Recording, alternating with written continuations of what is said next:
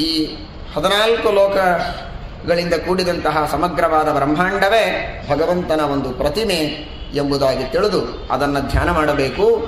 ಪರಮಾತ್ಮನ ಪಾದ ತಲದಲ್ಲಿ ಪಾತಾಳ ಲೋಕ ಇದೆ. ಪಾರ್ಷ್ಣಿ, ಹಿಂಬಡ, ಪ್ರಪದ, ಕಾಲಿನ ಮೇಲ್ಭಾಗ ಅಲ್ಲಿ ರಸಾತಲ ಇದೆ.